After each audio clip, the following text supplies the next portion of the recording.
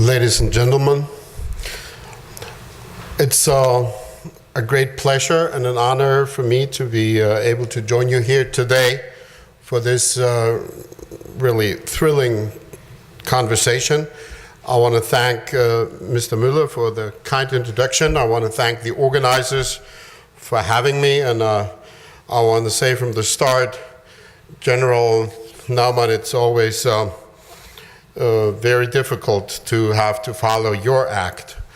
And I want to make one disclaimer, just to be on the safe side. I'm not going to give you the official European or German Green Party position.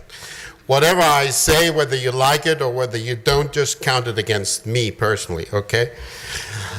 I would like to start from the point that General Naumann made at the end of his magnificent presentation, where he said, Europe is at a crossroad.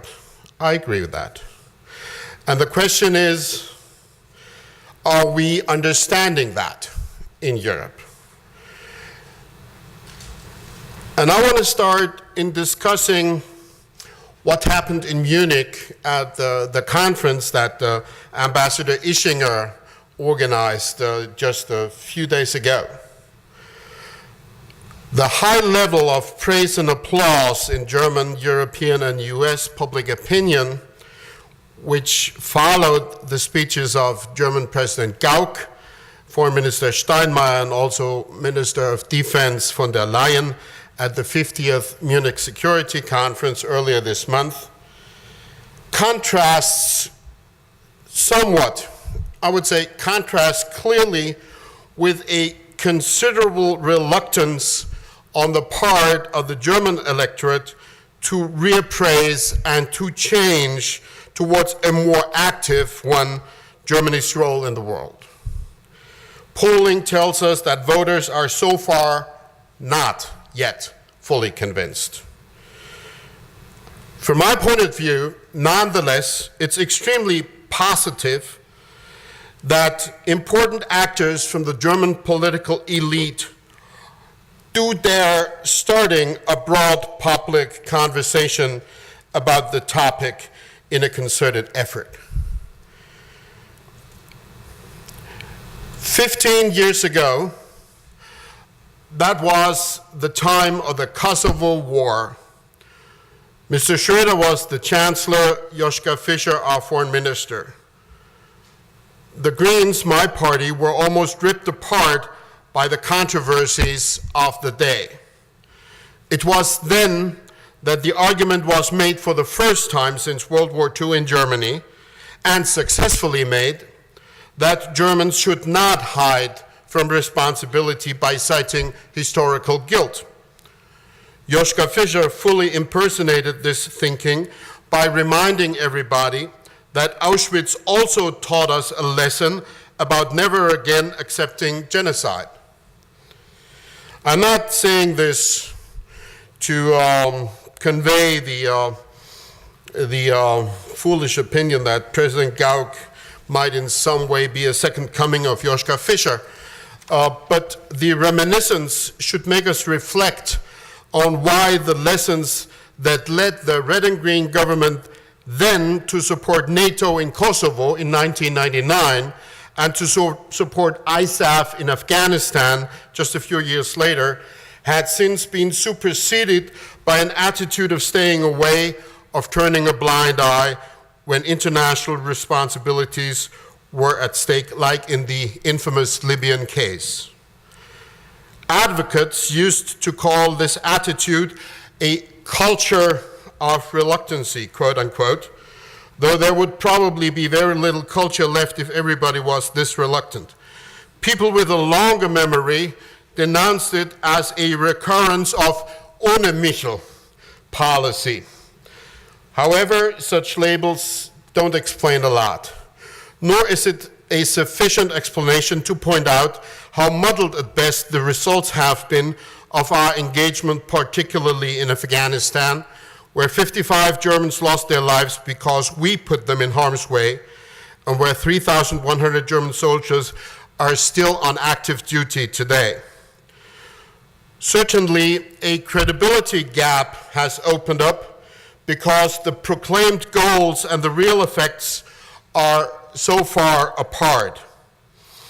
And when Foreign Minister Steinmeier said in Munich that at least we could be proud of the fact that Afghanistan no longer is a hotbed of international terrorism that creates a menace to the whole world, still, I think it would be a justified question to ask whether that could not have been achieved at a lower cost to the Afghan people and to all the allied countries that have participated in the effort. I believe more important than the reluctancy because of this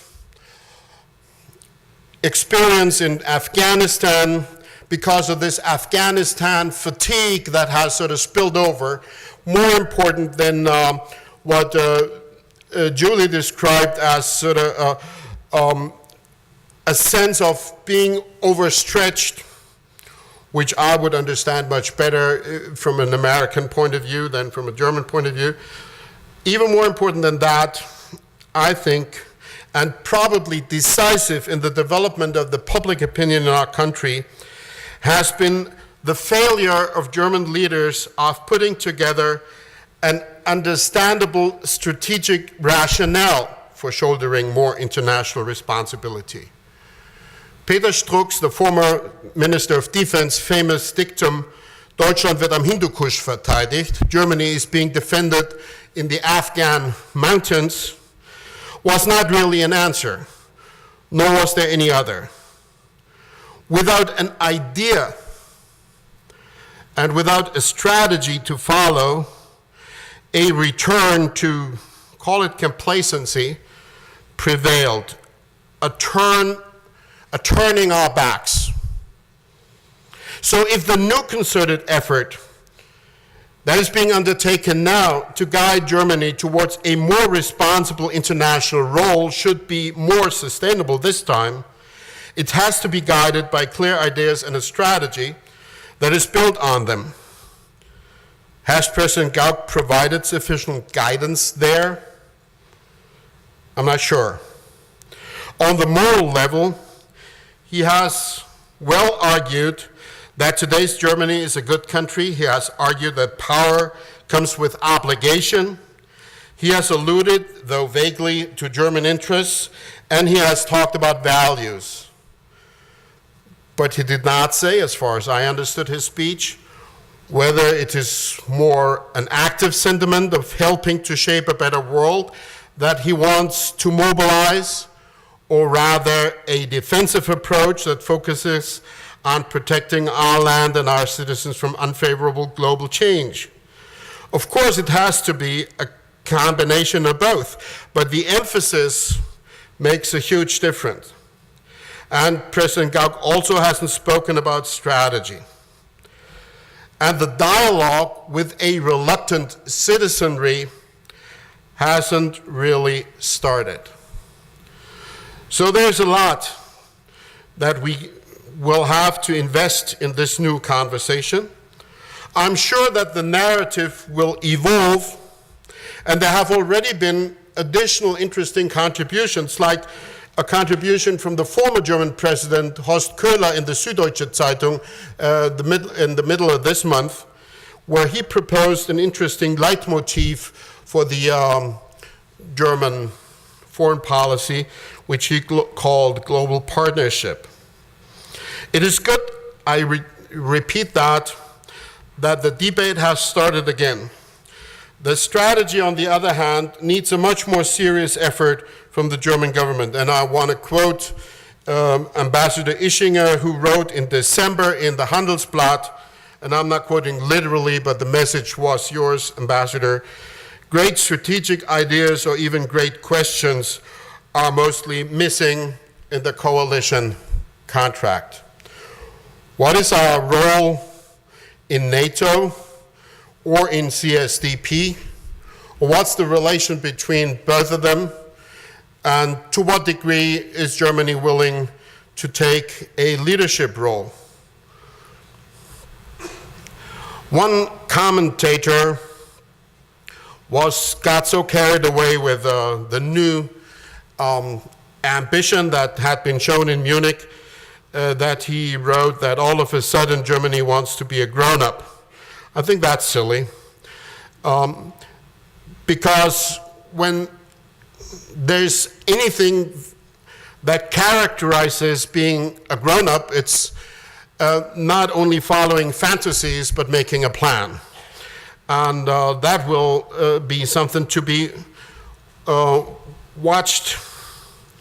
How far will the debate deviate from the lines that President Gauck has proposed, as I see it, for instance, with regard to the perennial issue of the German army as a parliamentary army? I think it would be a dead end if we allowed the debate to focus on that. And also I find that it's not quite adequate if the New York Times, for instance, focuses on the muscularity of Mr. Gauck's speech. In fact, he emphasized just the opposite.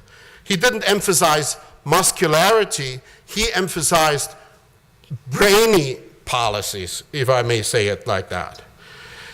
He did not only not say no on principle to military tools. In the same sentence, he said not yes on principle either. And even though there is clearly a development in the German position with regard to use of military tools more recently, I think it would be mistaken to focus exclusively on that. One case in point would be Mali. At last year's Munich Security Conference, everybody complained that the German Transall transporting planes were only allowed to transport African troops, but not French troops that were helping the Malians to withstand the Islamist attacks. Today, Germany is thinking about getting involved more. Germany is thinking about maybe playing a role with regard to the Central African Republic. So clearly there is a development. But when Foreign Minister Steinmeier talks about earlier, more decisive, and more substantial German contributions, he's certainly not focusing on the military dimension alone or as his core interest. Similarly, President Gauck talked about initiatives to make a network of friends, norms, and alliances sustainable, to win new or reascending powers as partners for a just development of the global order. President Gauck asked for more research and plainly for more interest in what's going on in the world. And he identified conflict prevention as one of Germany's best and core competencies. So realistically, nobody will expect a German turnabout, a kind of, a phrase I read in the paper, a kind of Wilhelminische Wende.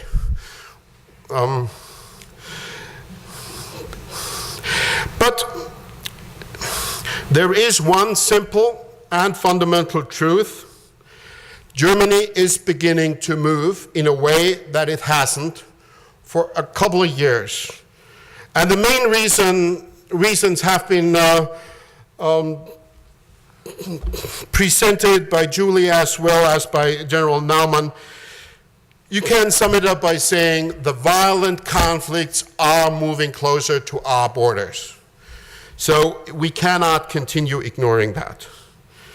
But how can we measure whether this new rhetoric is gonna have a practical effect? What can we expect? Or what can be put on the agenda for, let's say, the next 2 years? And I'm trying to give you my view, what I think could be done or might be in the offing. Interestingly, Foreign Minister Steinmeier described one of his goals as being a country that gives active impulses to the development of CSDP. He clearly differentiated there in his treatment of CSDP and NATO. CSDP was the game where he thought we should make advance, and NATO was the kind of backstop that we are happy to rely on if need be. But he focused on CSDP.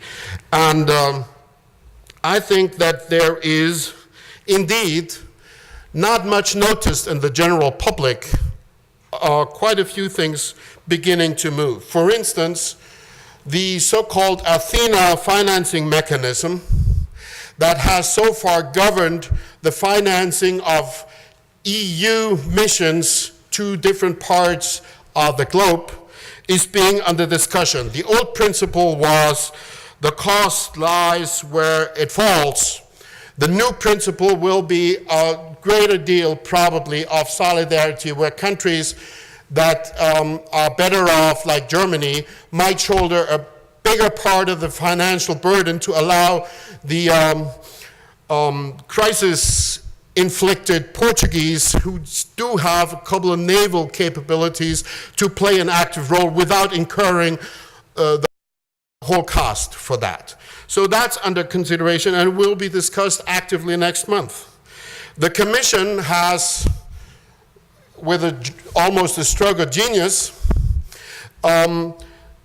taken the road of defining military issues in the categories of an industrial policy, and is now moving forward on standardization and certification to battle against the fragmentation of European defense industries. The very concept of battle groups are being discussed. Why are we not sending a battle group to the Central African Republic? Not because of a principal reluctancy in Berlin or in any other capital, but because so far the battle groups are defined as a military body for 4 months. Now, if the term for engagement is 4 to 6 months, it's not really feasible to say we send a battle group. So the concept of the battle groups have to be discussed.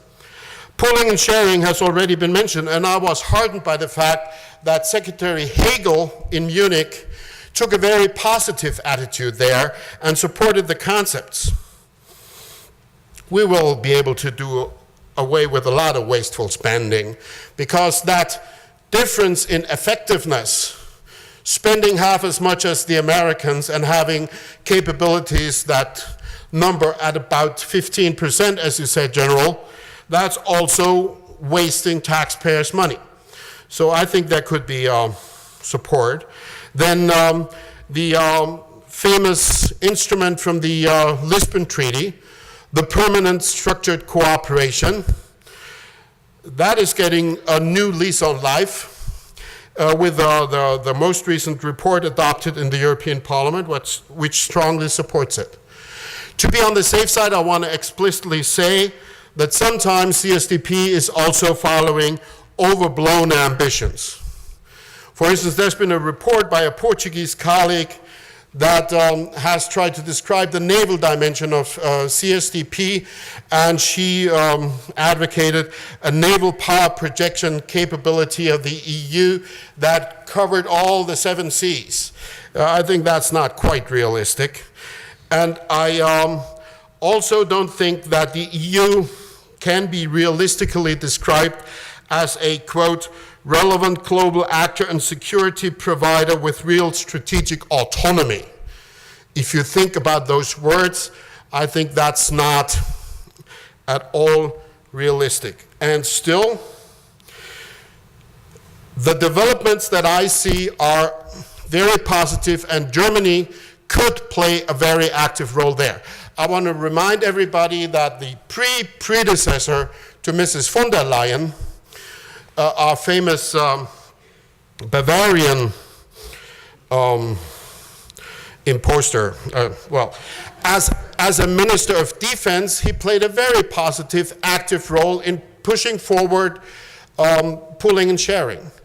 And I think that example showed that Germany can make a difference there if the country tries.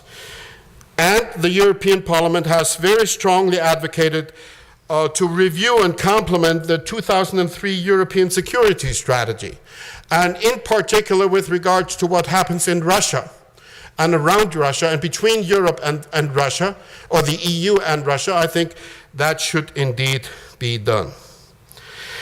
Second, I also believe that there is a lot of non-military risk, non-military security issues that we can deal with, where we can take relevant initiative. Let me just mention very few, to not use the time too much.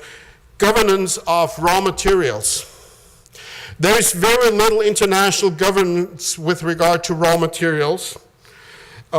There's some in the sector of fossil fuels, but not with industrial metals, for instance, or not with other scarce raw materials. It could possibly be a great initiative that brings together the greater Atlantic basin, not only the US and Europe, but also African countries that are resource rich, developing economies, bringing them together in a common effort to develop new tools of resource governance. The EPA in the US does a lot of work with a lot of countries throughout the world on resource efficiency.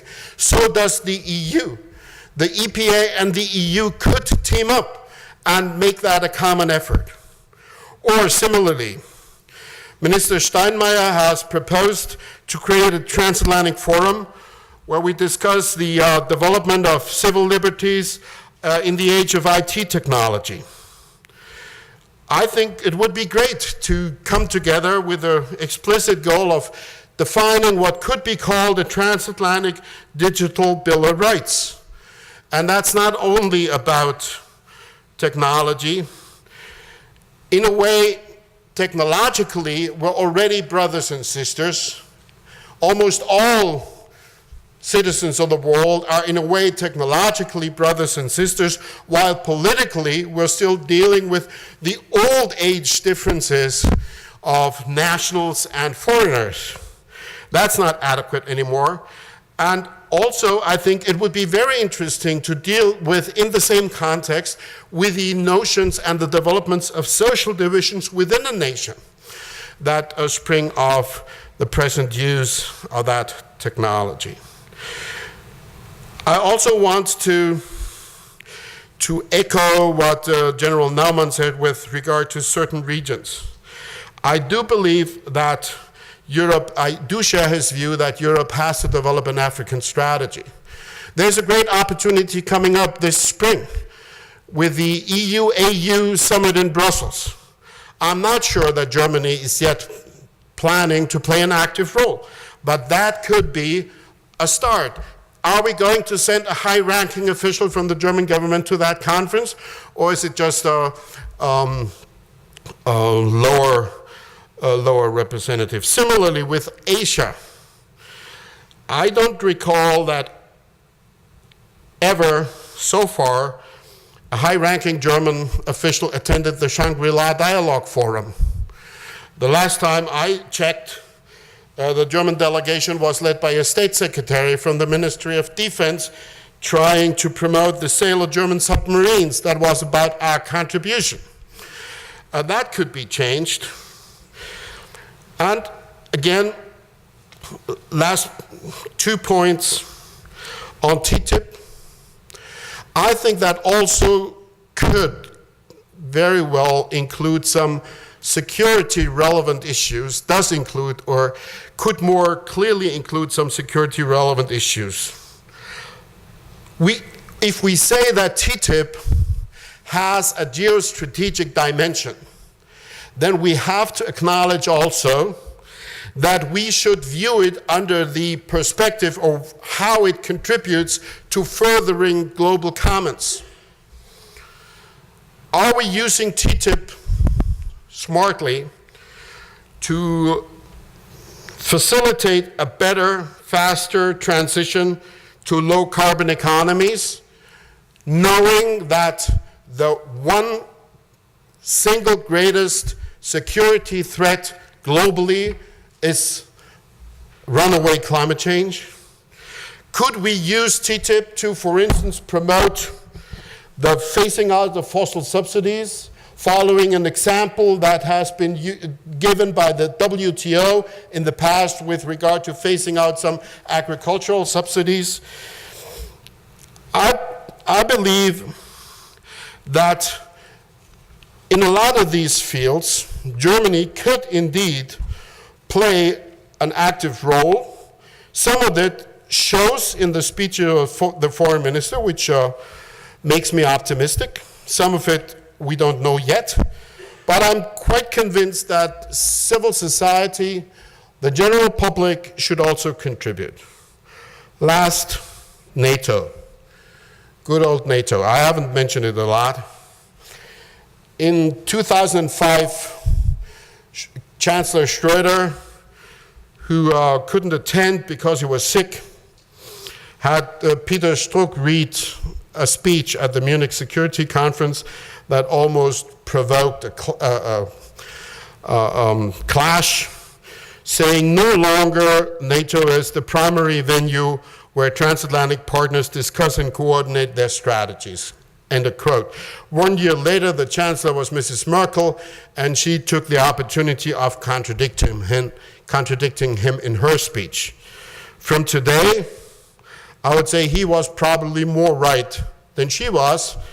And I'm not saying that triumphantly, but it's been mentioned that NATO hasn't even tried playing a role with regard to Syria, even as a forum for discussions. And it's probably presently the least dynamic of the dimensions that we have under consideration. I still believe it is vital. We can't give up on it, but we cannot forget about everything else because NATO somehow seems to be the difficult spot. Summing this all up, I would not say that Germany and the US are drifting apart. There's a new quality emerging in the relationship. Right after unification, President George Herbert Walker Bush famously proposed to the Germans that there should be a partnership in leadership. Few understood what he meant at the time, and it was maybe a bit overly optimistic. The country was certainly not ready for that. A few years later, his son, when he visited the Bundestag as president, said in his speech to the Bundestag, "Partnership in leadership has been accomplished." That was certainly not true. Today, I would say what we're seeing with the new discussions in Germany is that Germany is finally moving in the direction of showing more leadership, reluctantly first, but now understanding that it cannot avoid that role. And I'm sure that not everything that would come out of that will necessarily please the Americans in every single instance. But I think this is what you asked for, and you're going to get it to some degree, and hopefully we will make the best out of it. Thank you.